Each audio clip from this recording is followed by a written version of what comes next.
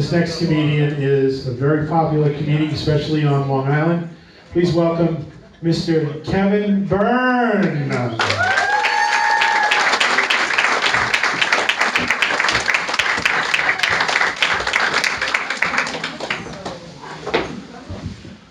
Okay, let's address the obvious. I wear glasses.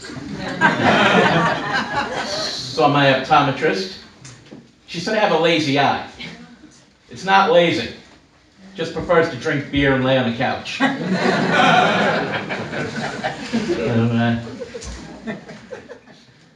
My regular doctor suggested I start shopping in the organic whole food section of my supermarket. Turns out 7-Eleven doesn't make an organic Slurpee. Jehovah's Witness came to my door. Have you heard the good news? They're bringing back the McRib? For Valentine's Day, my wife and I agreed to buy each other gifts that would enhance our attraction to each other. I got her lingerie. She got me a gym membership. Ouch. Gym membership comes with a personal trainer. Mr. Byrne, what's it going to take to get you to keep coming to make you comfortable coming to the gym? A couch. Then my wife told me if I cut out gluten, dairy, I'll lose weight. And I've lost about 80 pounds. Yeah. People ask me what's been the hardest part. Admitting my wife was right. I'm from East Hampton, very affluent town. When people find out I'm from East Hampton, they automatically assume I'm arrogant, condescending. That means I talk down to people. When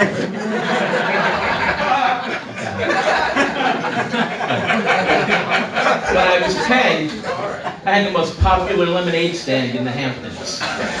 Mine had valet parking. Believe it or not, there were times when I had no idea where my next meal was coming from. That's how often Mom changed caterers. A lot of people don't know this, but we have a huge gang problem in East Hampton. Yes. Recently, a turf war was set up between the J. Crews and the Polos. They didn't fight. They raced yachts. Apparently, it all started when one gang member insulted a rival gang member, saying, "Your mom is so stupid, she prematurely withdrew from an annuity and caused a substantial penalty."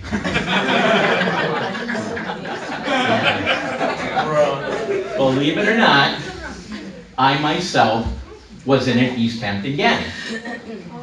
Yes, and recently I came across my gang jacket. Still fits. Gangs are a little different in East Hampton. They don't tag graffiti all over their territory. They just write their credit scores. 850. The longest job I ever had was with Child Protective Services. For 8 years, I kept children safe. I was employed there for 20.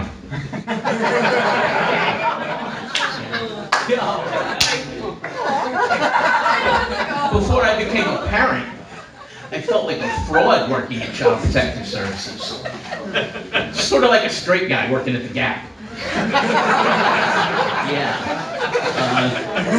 A lot of training goes into working with Child Protective Services. Once I had to role play a construction foreman who was a habitual gambler and an abusive alcoholic. That was difficult. I know nothing about construction. Yeah. My supervisor thought I was so burned out, she booked me on a week's vacation. Kind of ironic she sent me to Disney.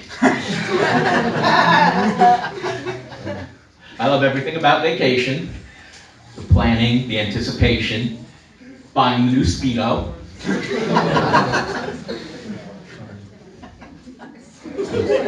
People ask me, what type of person do you need to be to work for Child Protective Services? Well, you can't be somebody who likes to take their work home with them. Yeah. Really, you need to be somebody who can assess a situation quickly. For instance, I met a young woman, and I noticed she has a black eye and a swollen lip. Immediately, I know this woman has trouble listening.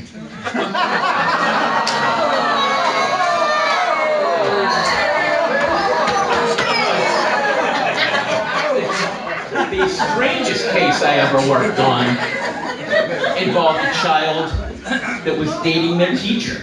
Ew. Yeah, what made it so strange was that the child was homeschooled.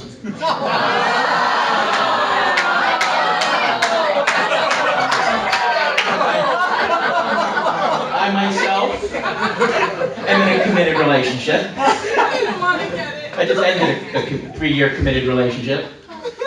Pilgrim State Hospital. Actually, I'm quite a bit older than my wife. Where she prefers boy bands and hip hop, I prefer music.